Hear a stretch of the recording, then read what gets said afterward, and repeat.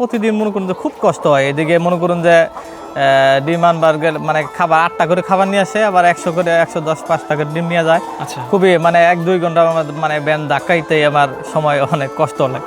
হ্যাঁ, ভেঙে গেছে আপনার একদিন মানে উল্টা গাড়িটা খুব করে দিয়ে আপনার মনে করেন যে 30-35টা মনে করেন যে ভেঙে আলাইছিল ডিম। মানে এক কেস।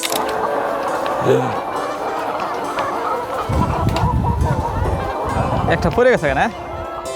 যেখানে অনেকে ব্যর্থতার অন্ধকারে হারিয়ে যান, সেখানে গফুরের সংগ্রাম আর সাফল্য হয়ে উঠেছে এক অনন্য দৃষ্টান্ত। তিনিই প্রমাণ করেছেন দেশের মাটিতেই পরিশ্রম করে গড়া যায় সম্ভাবনার স্বর্ণালী ভবিষ্যৎ।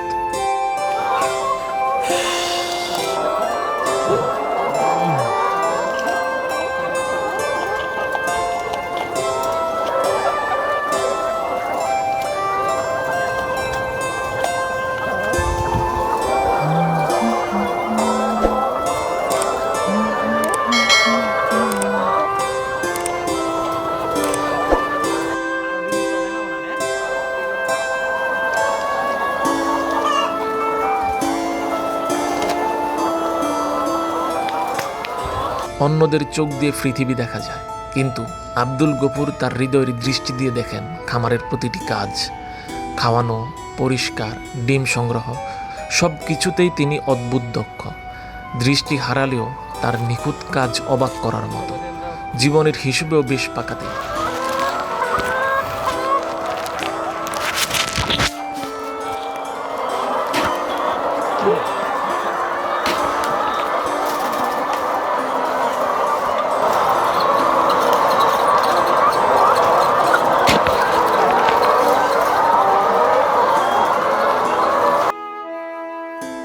এবং পানিটাও কি আপনি নিজে দিতেছেন?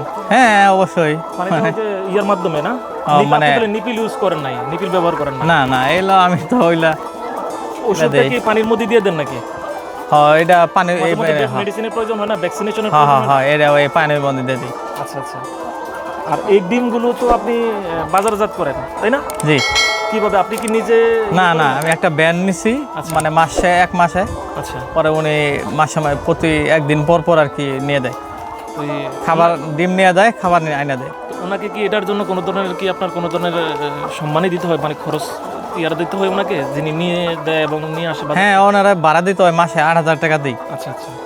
এমন কি কখনো দুর্ঘটনার শিকার হয়েছেন যে এই ডিমগুলো বাজারে নিয়ে যাওয়ার সময় কোনো অসুবিধা হয়েছে, এরকম কখনো কি হয়েছে? অবশ্যই, এটা আমার প্রতিদিন মনে করুন যে খুব কষ্ট হয়। এদিকে মনে করুন যে ডিম আনবার গেলে মানে খাবার 8টা করে খাবার নিয়ে আসে, আবার 100 করে 110 5 টাকার ডিম নিয়ে যায়। আচ্ছা। খুবই মানে 1-2 ঘন্টা আমার মানে ব্যান ধাক্কাইতেই আমার সময় অনেক কষ্ট লাগে। এমনিতে কি কখনো ডিম এরকম রাস্তা দিয়ে যোগাযোগ ইয়ার কারণে অসুবিধা হয়েছে? হ্যাঁ, ভেঙে গেছে আপনার একদিন মানে উল্টা গাড়িটা খুব করে দিয়ে আপনার মনে করেন যে 30-35টা মনে করেন যে ভেঙে আলাইছিল ডিম, মানে এক কেস মানে করে। আচ্ছা আচ্ছা। 30-35টা ডিম না, 30-35টা কেরি, মানে আপনার মোটামুটি ডিম হবে 1000। খামারের ডিম বাজারে নিতে হলে তাকে প্রতিদিন পার হতে হয় দুর্গম রাস্তা। কখনো পা পিছলে পড়ে যান, কখনো গাড়ি ভেঙে যায়, কখনো খাঁচি ভেঙে যায়, তবুও হাল ছাড়েন না, কারণ তার কাছে প্রতিটি ডিমই সংসারের আশার প্রদীপ। এই ডিমগুলো এখন বাজারে যে বিক্রি করতেছেন, কেমন আপনি বাজার থেকে আপনি বাজারে কেমন বিক্রি করতে পারতেছেন এবং কেমন ধরনের আয় হচ্ছে? এখন তো কয়দিন বাজার কেমন যাচ্ছে এখন? এখন বাজার মনে হয় বেশি একটা না, 9 টাকার মধ্যে মনে হয় এখন বাজার আপ ডাউন করতেছে, আপ ডাউন করতেছে। এই দেখি তাহলে এখন 9 টাকার মধ্যে আছে, এই 9 টাকা 10-15 এরকম মনে হয়। তাহলে আপনি মোটামুটি তো এখন এদের খাবার খরচটা তো ডিম বিক্রি করে তো চালাতে পারতেছেন, তাই না? চালাতে পারতেছি, কিন্তু লাভ হয় না বেশি একটা। আচ্ছা আচ্ছা। এই মুরগিগুলো কতদিন পর্যন্ত এরকম ডিম দিবে?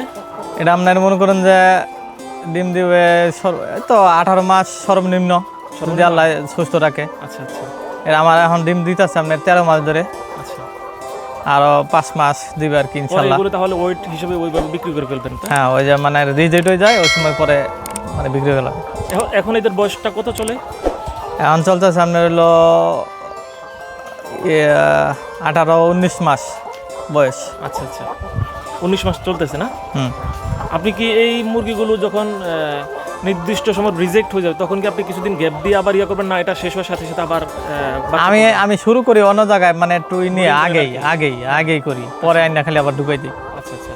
দর্শক, বাংলাদেশের পরিসংখ্যান ব্যুরোর তথ্য মতে দেশে বেকারের হার 4.63%। বেকারের সংখ্যা 27 লাখ। তবে অনেকের ধারণা বেকারের সংখ্যা আরও বহুগুণ বেশি। প্রতি বছর আমাদের দেশের অনেক তরুণ জীবনের ঝুঁকি নিয়ে বিদেশে পাড়ি জমাতে চান। অবৈধ বিপজ্জনক পথে গিয়ে কেউ প্রাণ হারান, আবার কেউ দালালের খপ্পরে পড়ে সর্বস্ব হারান। অথচ দৃষ্টিহীন আব্দুল গফুর দেখিয়েছেন ভিন্ন এক পথ।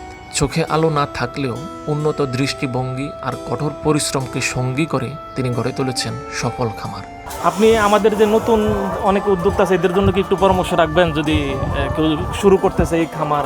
অবশ্যই যদি চাই দিব ইনশাল্লাহ। যদি কেউ কয় আমি শুরুটা যদি কিভাবে করতে হয় বা কিভাবে করতে পারে একটু যদি বলেন আমাদেরকে। যদি শুরু মানে নতুন অবস্থা শুরু করলে আগে গড় দিতে হবে। আচ্ছা। মানে প্রথমে গড় দিয়ে তারপরে মনে করেন যে আপনার মানে বাচ্চা কিনতে হবে। ওই বাচ্চার মধ্যে গড় মানে লালন পালন করে ডাঙ্গর করে আচ্ছা। তারপর আপনার এই যে খাসিটা এই যে না খাসি কিনতে হবে। তারপরে মনে করেন যে আস্তে আস্তে ইনশাল্লাহ পারবো। অবশ্যই শুরু দিলে ইনশাল্লাহ যদি সাহস আপনার এই করে। ঘরটা কতটুকু জায়গার মধ্যে আছে, কত স্কোয়ার ফিটের মধ্যে আছে এই ঘরটা? আপনার লম্বা আছে হলো লম্বা আছে আপনার 50 হাত, মানে হাতে হিসাবে। আচ্ছা পাশ আছে আপনার হলো 18 হাত। আচ্ছা আচ্ছা আচ্ছা।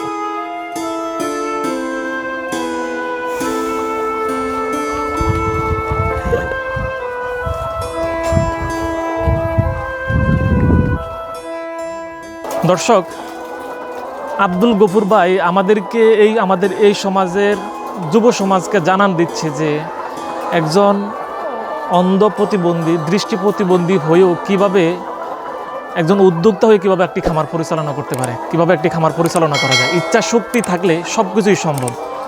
আমরা যদি বলি যে আমার হাতে সমস্যা, পায়ে সমস্যা, আমার কাছে অর্থ নেই, সেটা আসলে কোনো ধরনের উদাহরণ না।